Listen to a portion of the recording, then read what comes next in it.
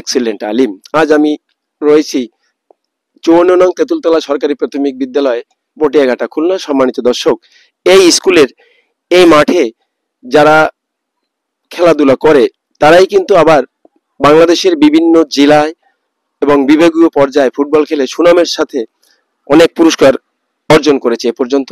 তো সুধীবৃন্দ, আজকের আমি এই যে মাঠে তারা প্র্যাকটিস করে সরাসরি এই মাঠে রয়েছি আপনাদেরকে এটা দেখাবার জন্য। আপনারা যে যেখান থেকে আমাদের অনুষ্ঠান দেখছেন এবং শুনছেন, আপনাদের সবাইকে খুলনা সময়ের খবরের পক্ষ থেকে প্রাণ ঢালা অভিনন্দন। রয়েছি আমি প্রতিনিধি এক্সিলেন্ট আলিম। আমি এবারে কথা বলবো আমাদের এই মাঠের যিনি কোচ, অর্থাৎ যিনি এই খেলোয়াড়দেরকে খেলাধুলা শিখান এক কথায় বলা হয়। তো স্যার, আপনি সংক্ষেপে বাঙালি জাতির জন্য কিছু বলুন এই খেলাকে কেন্দ্র করে। আমি বাঙালি জাতির উদ্দেশ্যে বলবো যে খেলাধুলা এমন একটা মাধ্যম, যার মাধ্যমে শরীর গঠন এবং সেই সাথে সাথে শৃঙ্খলা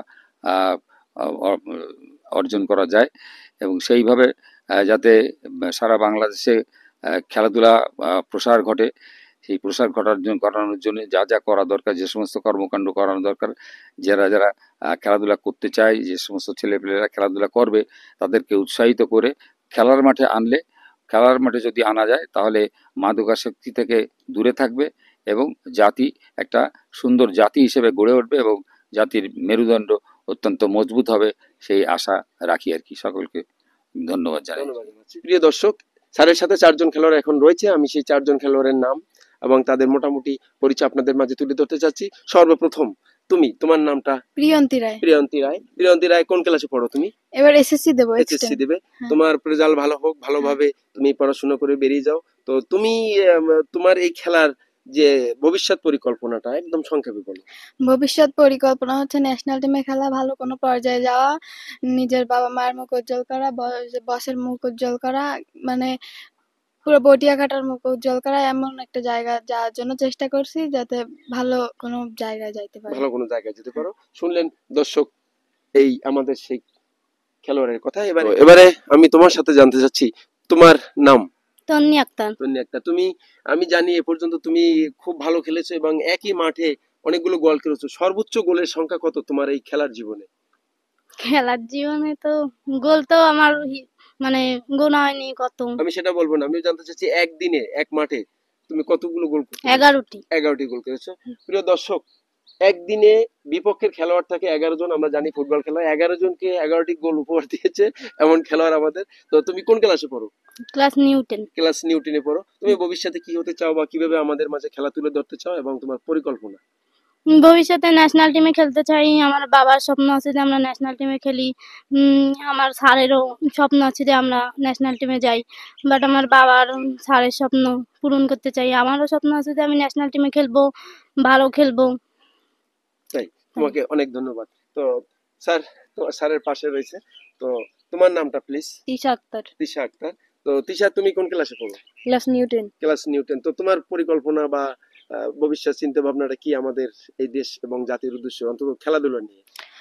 আমি ভবিষ্যতে ন্যাশনাল টিমে খেলতে চাই। তারপর হচ্ছে স্যারের স্বপ্ন আছে, স্যাররা এত কষ্ট করতেছে, তাদের জন্য তাদের মুখ উজ্জ্বল করতে চাই, পুরো বটিয়াঘাটার মুখ উজ্জ্বল করতে চাই। আমি যদি বাইরে ন্যাশনাল টিমে খেলি তো আমাদের এলাকাও হচ্ছে এলাকার লোকজন অনেক খুশি হবে। যাদের হচ্ছে ইচ্ছা নাই যে মেয়েরা ফুটবল খেলুক, তাদের মেয়েদেরও আগ্রহ হবে যে না, ওরা যেহেতু ন্যাশনাল টিমে খেলতেছে, তাইলে আমার মেয়েও যদি খেলে তাইলে আমার মেয়েও ভালো কিছু করতে পারবে। তারপর আমাদের নাম হবে এমন একটা কিছু। তো আমি জানি যে খুলনা বিভাগীয় পর্যায়ে যে খেলা হয়েছিল, খুলনা বিভাগের যে থানা ভিত্তিক, এরপরে জেলার, সেই জেলায় আমি দেখেছি তুমি একবারে 6টি গোল করেছো। তো এই তোমার জীবনে কতগুলো একদিনে কতগুলো সর্বোচ্চ গোল করতে পেরেছো এরকম বড় বড় খেলায়? সর্বোচ্চ এই 6টাই, এর বেশি না। ভাগ্য ওই দিন আমি ছিলাম। প্রিয় দর্শক, আমি একদিন এর খেলা দেখতে গিয়েছিলাম মহিলা কমপ্লেক্স খুলনায়। তো একদিনই 6টা গোল করে ফেললো। তো ওই দিন আমি উপস্থিত ছিলাম। তো তোমার সুস্বাস্থ্য এবং দীর্ঘায়ু কামনা করছি। তো একদম পরিশেষে তুমি রয়েছো, তো তোমার নামটা প্লিজ? আমার নাম হাজেরা খাতুন। হাজেরা খাতুন, তুমি অনার্সে পড়ো আমি জানতে পেরেছি। তো খুব সুন্দর। তুমি কিভাবে তোমার খেলাধুলা এবং পরিকল্পনা ভবিষ্যৎ? আমি প্র্যাকটিস করতেছি, ইনশাল্লাহ চেষ্টা করতেছি ন্যাশনাল টিমে যাইতে খেলতে পারি, এমন সবার মুখ উজ্জ্বল করতে পারি, এই বটিয়াঘাটার মুখ উজ্জ্বল করতে পারি এবং আমাদের আহ, এই প্রতিষ্ঠাটা ক্লাবের প্রতিষ্ঠাতা দিবাশিস স্যার এবং মুস্তাক বস আমাদের যে প্র্যাকটিস করাতেছেন, প্রশিক্ষণ দিচ্ছেন, তার মুখ উজ্জ্বল করতে পারি সেই কামনাই করতেছি। ধন্যবাদ তোমাকে অনেক।